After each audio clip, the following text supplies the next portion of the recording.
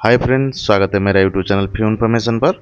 आशा करता हूँ आप सब अच्छे होंगे, खुश होंगे। तो फ्रेंड, आज के वीडियो में हम बात करेंगे एक बहुत ही इंपॉर्टेंट और कॉमनली यूज मेडिसिन के बारे में, जिसका नाम है एंटीबायोटिक। आप कभी कभार खाया होगा दोस्तों एंटीबायोटिक को, उसी के बारे में आज चर्चा करेंगे। एंटीबायोटिक क्या होते हैं, ये कैसा काम करता है, कौन कौन से एंटीबायोटिक होते हैं, उनका सही यूज क्या है, डोज क्या है, क्या क्या प्राइस में एंटीबायोटिक अवेलेबल है, ब्रांड क्या क्या अवेलेबल है, और एंटीबायोटिक लेने के दौरान कौन कौन सी सावधानियां रखनी चाहिए। आज हम इस वीडियो में इन सब पर डिटेल में बात करेंगे, इसलिए वीडियो को एंड तक जरूर देखिए। वीडियो अगर आपको अच्छा लगा तो वीडियो को लाइक करना, चैनल को सब्सक्राइब करना और फ्रेंड के साथ शेयर करना दोस्तों। तो फ्रेंड, चलिए शुरू करते हैं, जानते हैं एंटीबायोटिक्स के बारे में।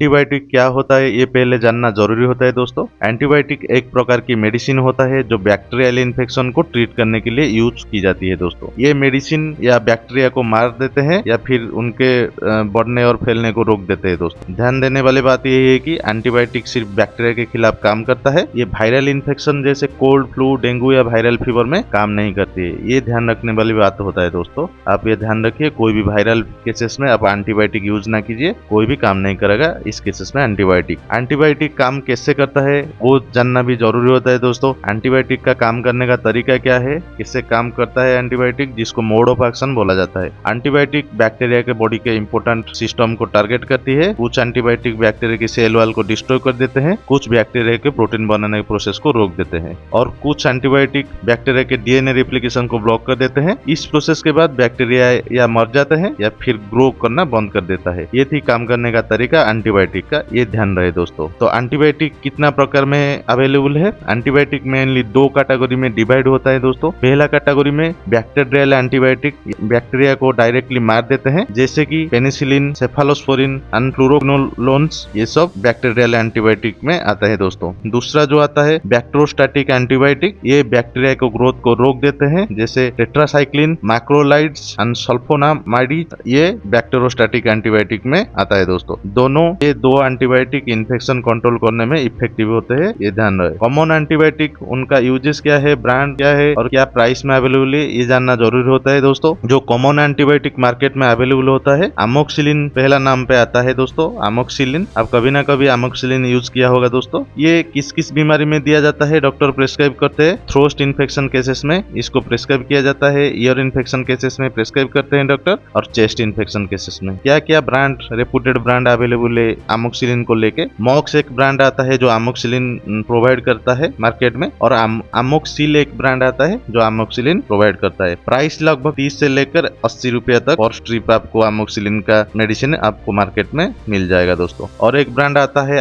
एजिथ्रोमाइसिन, आप कभी ना कभी एजिथ्रोमाइसिन खाया होगा दोस्तों। ये typhoid, throat infection, sinus infection cases में डॉक्टर प्रेस्क्राइब करता है एजिथ्रोमाइसिन को। एजिथ्राल एक ब्रांड आता है जो एजिथ्रोमाइसिन प्रोवाइड करता है। जिथ्रोमैक्स एक ब्रांड आता है, ये भी एजिथ्रोमाइसिन प्रोवाइड करता है। इसी के अलावा बहुत सारा ब्रांड मार्केट में अवेलेबल है जो एजिथ्रोमाइसिन प्रोवाइड करता है। प्राइस लगभग 60 से लेकर 120 रुपीज मार्केट में अवेलेबल है। और उसी के अलावा सिप्रोफ्लोक्सिन एक ब्रांड जो कॉमन एंटीबायोटिक ग्रुप में आता है, ये यूरिनरी इन्फेक्शन, डायरिया और स्किन इन्फेक्शन केसेस में डॉक्टर इसको प्रेस्क्राइब करता है, सिप्रोफ्लोक्सिन को, ये याद रहे। ब्रांड जो आता है मार्केट में सिप्लॉक्स और सिफ्रान, ये दो पॉपुलर ब्रांड मार्केट में सिप्रोफ्लोक्सिन प्रोवाइड करते हैं। उसी के अलावा बहुत सारा ब्रांड प्रोवाइड करते हैं सिप्रोफ्लोक्सिन दोस्तों। आप कोई भी केमिस्ट शॉप पे जाके पूछ सकते हैं। प्राइस लगभग सिप्रोफ्लोक्सिन का 40 से लेकर 90 रुपया तक आ जाता है पर स्ट्रिप का। और डॉक्सीसाइक्लिन, ये भी कॉमन ग्रुप में आता है, एंटीबायोटिक ग्रुप में। ये एक्नी, बैक्टीरियल फीवर और मलेरिया के केसेस में डॉक्टर इसको प्रेस्क्राइब करते हैं। डॉक्सी-1 और डॉक्सिलिन दो ब्रांड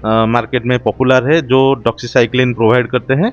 इसी के अलावा बहुत सारा ब्रांड मार्केट में अवेलेबल होता है दोस्तों। आप कोई भी केमिस्ट शॉप पे जाके डॉक्सीसाइक्लिन के बारे में ब्रांड देख सकते हैं। प्राइस लगभग 30 से लेकर 70 रुपए तक मार्केट में अवेलेबल है। और उसी के अलावा कॉमन एंटीबायोटिक ग्रुप में मेट्रोनिडाजोल भी आता है जो stomach infection, amoebiasis and gum infection cases में डॉक्टर इसको प्रिस्क्राइब करते हैं। जो पॉपुलर ब्रांड मार्केट में अवेलेबल है उसका नाम है फैगेल, जो मेट्रोनिडाजोल प्रोवाइड करता है। और प्राइस लगभग 20 से लेकर 50 रुपीज पर स्ट्रिप रहता है मेट्रोनिडाजोल को। याद रखें, है एंटीबायोटिक का सिलेक्शन हमेशा डॉक्टर की इन्फेक्शन के हिसाब से करते हैं। आप कोई भी मेडिसिन हो, ऐसे वीडियो देख के आप कोई भी मेडिसिन यूज मत कीजिए डॉक्टर की बिना डॉक्टर की सलाह लेने के बाद आप इस एंटीबायोटिक यूज कर सकते हैं जो डॉक्टर प्रोवाइड करते हैं वेट और डिजीज के हिसाब से। आप याद रहे, नहीं तो गंभीर साइड इफेक्ट देखना पड़ सकता है दोस्तों। एंटीबायोटिक डोज और ड्यूरेशन क्या है ये जानना जरूरी होता है दोस्तों। एंटीबायोटिक की डोज पेशेंट की एज, वेट और इन्फेक्शन ऊपर डिपेंड करता है।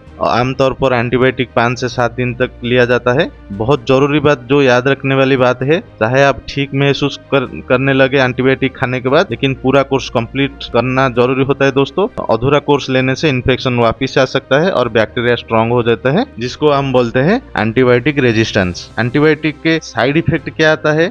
कुछ कॉमन साइड इफेक्ट देखना पड़ सकता है एंटीबायोटिक खाने के बाद। जो कॉमन साइड इफेक्ट होता है, पेट खराब होना, नौजिया, वोमिटिंग आना, स्किन एलर्जी, रैशेस देखा गया है और वीकनेस भी देखा गया है। लॉन्ग टाइम तो आप एंटीबायोटिक यूज कर रहे के प्रभाव से, एंटीबायोटिक के प्रभाव से लिवर और किडनी पर भी इफेक्ट पड़ सकता है। अगर कोई सीवियर साइड इफेक्ट देखे तो तुरंत डॉक्टर की संपर्क करें, उसी डॉक्टर को परामर्श करें। एंटीबायोटिक लेने के दौरान कुछ सावधानियां बातें आप याद रखना चाहिए। एंटीबायोटिक हमेशा डॉक्टर की प्रेस्क्रिप्शन पर ही ले। अल्कोहल के साथ एंटीबायोटिक लेने से बचे, क्योंकि अल्कोहल के साथ एंटीबायोटिक आप लेने से आपको गंभीर साइड इफेक्ट देखना पड़ सकता है दोस्तों। खासकर मेट्रोनिडाजोल के साथ आप कभी भी अल्कोहल ना लीजिए, नहीं तो आपको जान जाने का भी खतरा बढ़ सकता है और गंभीर साइड इफेक्ट होने का भी खतरा बढ़ सकता है दोस्तों। डोज मिस हो जाए तो डबल डोज कभी ना ले। आप कभी भी याद रखें कि कोई भी एंटीबायोटिक को डबल डोज ना कीजिए, नहीं तो आपको गंभीर साइड इफेक्ट देखना पड़ सकता है।